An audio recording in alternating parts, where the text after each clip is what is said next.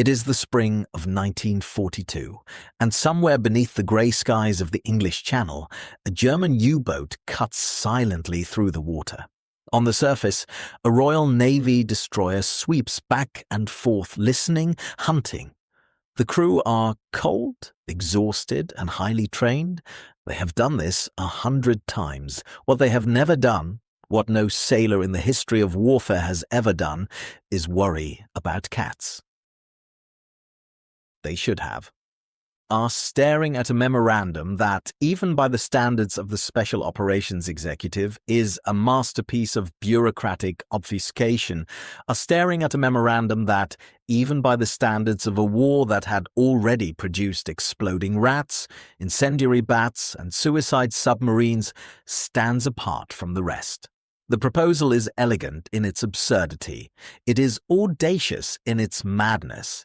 It is, depending on one's tolerance for inspired lunacy, either the worst or the most quintessentially British idea ever to receive official government consideration. The plan is to drop cats from aeroplanes onto German naval vessels, not as a prank, not as some elaborate psychological taunt, as a precision guidance system, suspended above the ocean. Will orient suspended above the ocean, will orient itself instinctively towards the nearest solid object, specifically the nearest vessel. If one were to attach an explosive charge to said cat, and if one were to release said cat from altitude in the vicinity of a German warship, the cat would, in theory, guide the bomb unerringly toward the ship's deck. Nature would do what technology had thus far failed to accomplish: create a self-steering, ship-seeking munition. The men who wrote this down were not eccentrics.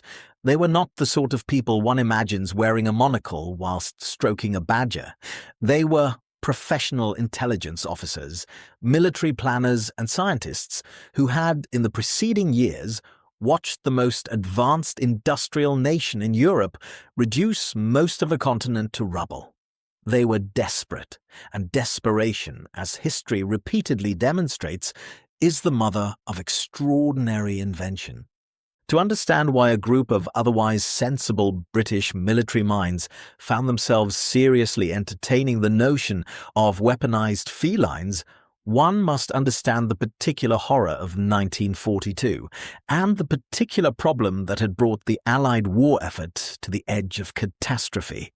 This is not merely a story about cats. It is a story about the brutal arithmetic of naval warfare, the terrifying ingenuity of Germany's U-boat fleet, and the lengths to which a nation will go when its back is pressed firmly against the wall. By the summer of 1942, the Battle of the Atlantic had become, in the words of Winston Churchill, a man not given to understatement, the one thing that genuinely frightened him.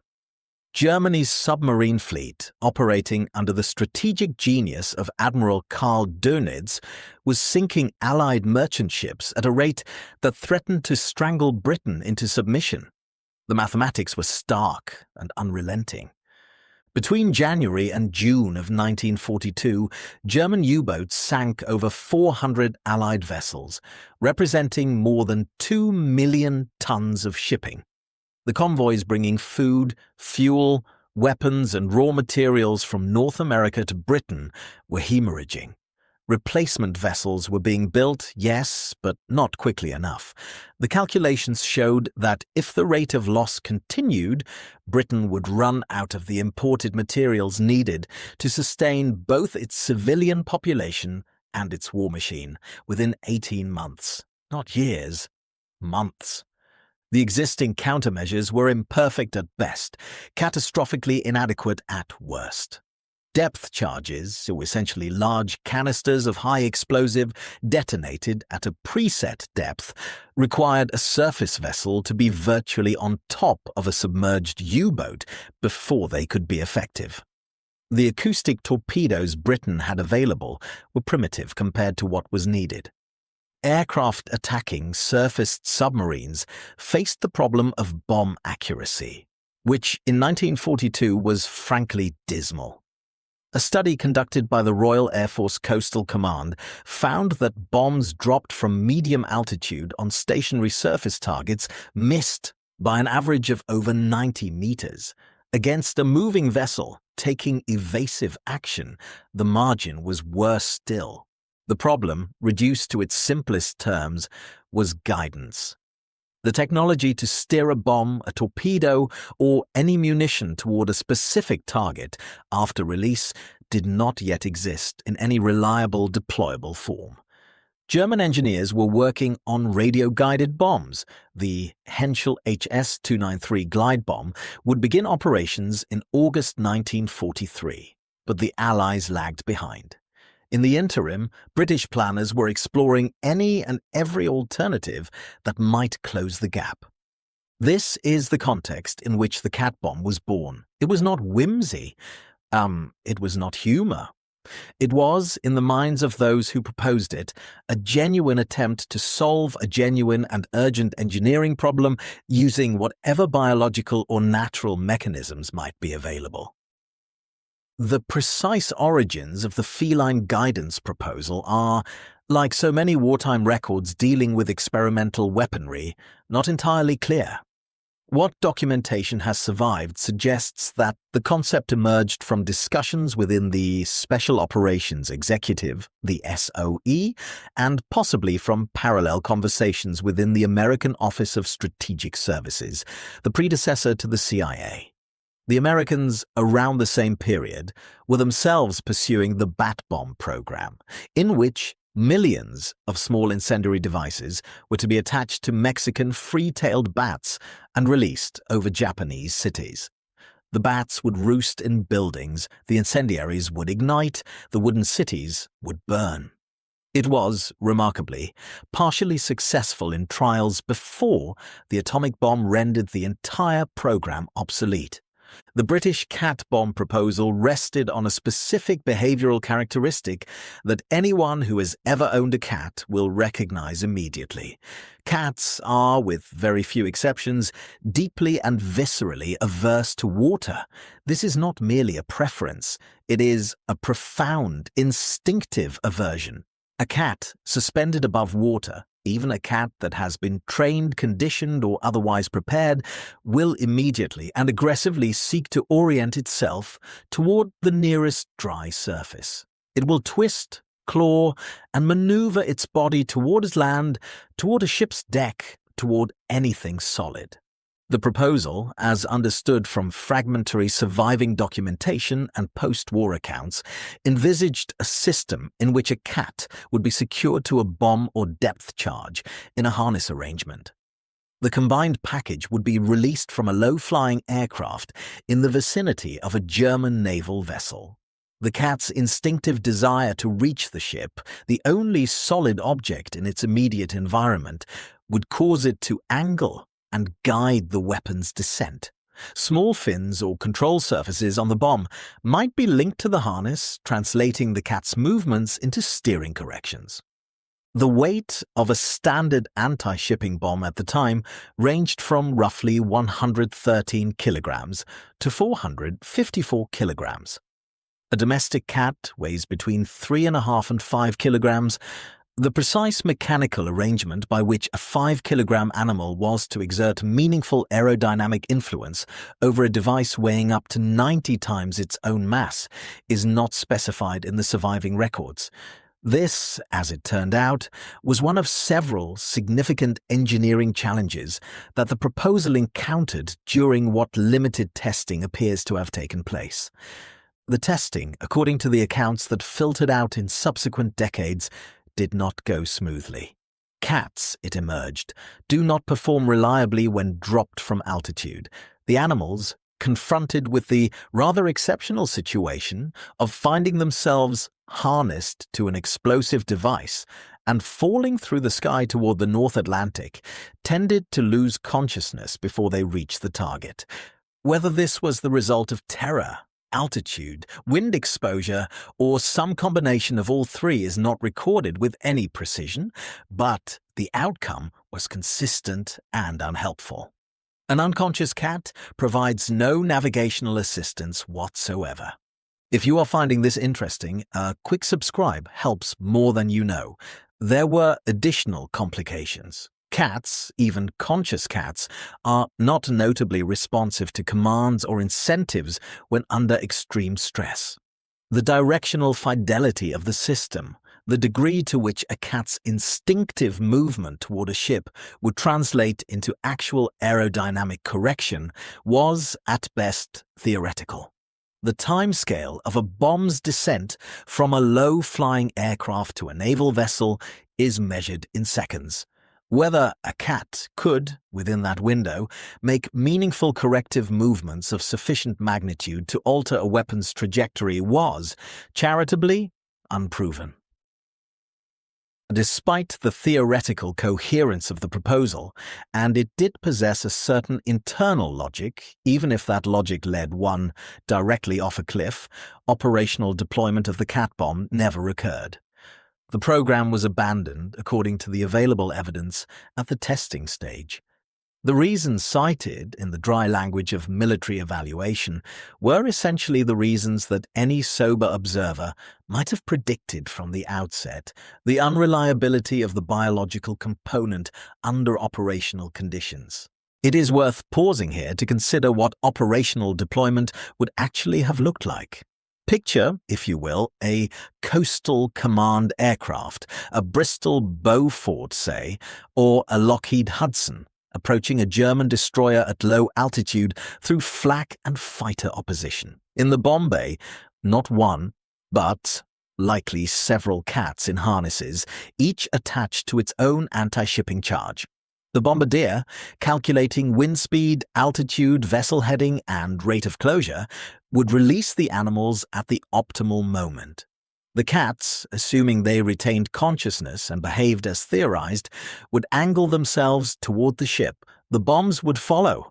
No account of this actually happening exists, which is perhaps the most eloquent testimony available about the program's ultimate fate. What does exist, in fragmentary and sometimes contradictory form, are references to the program in post-war testimonies, declassified intelligence assessments, and, most delightfully, a single line in a British government document that describes the cat bomb as having been investigated and found to be impractical. The understatement is, one feels, deliberate. The cat bomb did not exist in isolation.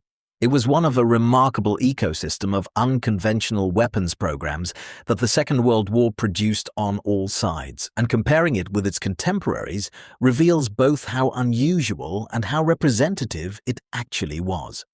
Germany, for its part, pursued several programs that were equally ambitious in conception, if somewhat more lethal in execution. The Henschel HS-293 glide bomb mentioned earlier was a radio-guided anti-shipping weapon that achieved genuine operational success, sinking HMS Egret in August 1943 and damaging numerous other vessels.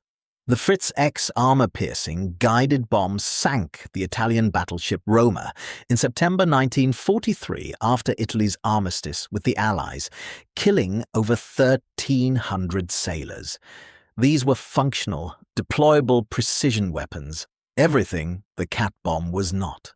The Americans pursued their bat bomb program with considerably more resources and rather more success in preliminary trials. Dr. Lytle Adams, a Pennsylvania dentist, proposed the concept to the White House in January 1942, and the program received funding and serious military attention. Tests at Carlsbad Army Airfield in New Mexico in 1943 demonstrated that armed bats released from altitude would indeed roost in structures and ignite them. A mock Japanese village was burned to the ground. The program was eventually cancelled in 1944, not because it failed, but because the Manhattan Project offered a more permanent solution. Britain itself produced more successful unconventional weapons. Barnes Wallis's bouncing bomb, the weapon that destroyed the Mona and Eder dams in Operation Chastise in May 1943, was, by any measure, one of the most ingenious pieces of engineering the war produced. The weapon spun backwards at 500 revolutions per minute, skipped across the water's surface like a stone thrown by a very powerful and mathematically precise hand, struck the dam wall and sank to the correct detonation depth before exploding. It worked. It worked spectacularly. The contrast between the dambuster's bouncing bomb and the cat bomb is instructive. Both emerged from the same imperative, the need for precision in an era before electronic guidance. One was the product of years of rigorous scientific research, wind tunnel testing, and mathematical modelling by one of Britain's finest aeronautical engineers. The other was the product of someone looking at their cat and thinking a dangerous thought. The cat bomb's legacy is, in a strict military sense, precisely nothing. No ships were sunk, no U-boats were deterred, no German sailors ever looked up at the sky and feared what might be descending toward them on four paws. The program left no technical inheritance, spawned no successor projects, and influenced no subsequent weapons development in any documented way.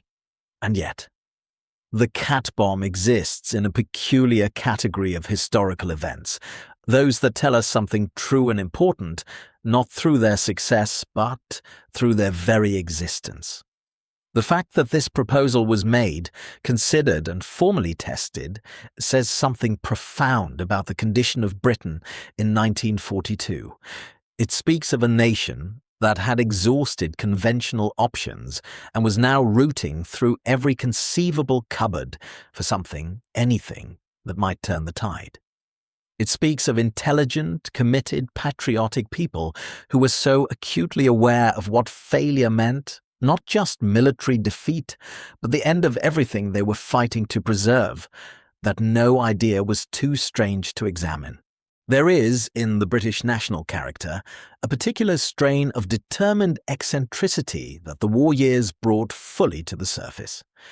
It is the same quality that produced the Home Guard armed with pikes when rifles ran short, that convinced an entire generation of amateur radio operators to become intelligence assets, that led a country music hall comedian named Arthur Askey to spend the war years earnestly touring factory floors to keep munitions workers' morale intact. The cat bomb fits this tradition with a sort of terrible precision. No physical specimens of the cat bomb survive, for the excellent reason that it was never built in any final form. No museum display commemorates it. The National Museum of the Royal Navy in Portsmouth does not have a cat in a harness behind glass with an explanatory placard. The Imperial War Museum's collections do not include a prototype harness arrangement. The program exists primarily in the documentary record, which is itself incomplete, and in the oral histories and post-war memoirs that allude to it with varying degrees of specificity. Return, for a moment, to that German U-boat cutting through the grey waters of the Channel. The crew are professional sailors. They have survived depth charge attacks, aerial bombardment, the grinding attrition of months at sea in a steel tube. They are, by any measure, formidable opponents. They are not afraid of cats. They were right not to be. The cat bomb never came. The guidance problem that inspired it was eventually solved by other means. By electronics, by mathematics, by the extraordinary engineering achievements of a generation of scientists who worked in conditions of secrecy and pressure that are difficult now to imagine. The Battle of the Atlantic was turned ultimately by better radar, better code breaking after the capture of Enigma materials, better depth charges, and the long-range, consolidated B-24 Liberator aircraft that finally closed the mid-Atlantic air gap. But here is what the cat bomb actually achieved. Stripped of all sentiment and seen plainly, it represents the full measure of British desperation and British determination in the darkest period of the war. Not a shortage of ideas, not a shortage of courage, not a shortage of willingness to look absolutely ridiculous in the pursuit of survival. The proposal was made seriously. It was tested seriously. It was found wanting and discarded. That is not failure. That is the scientific method, applied under extreme duress in a war the Britain absolutely could not afford to lose. The cat bomb did not win the Battle of the Atlantic, but the spirit that produced the cat bomb, the refusal to accept that the problem was insoluble, the willingness to try the outrageous, the stubborn insistence that something, somewhere, must work, that spirit did. It was present in every convoy that sailed under fighter cover. It was present in every scientist hunched over a radar set at 3 a.m. It was present in every coastal command crew that flew into the teeth of a North Atlantic winter to hunt submarines. The Germans had better precision weapons. Britain had better stubbornness. In the end, stubbornness was enough. The cats, one imagines, were relieved.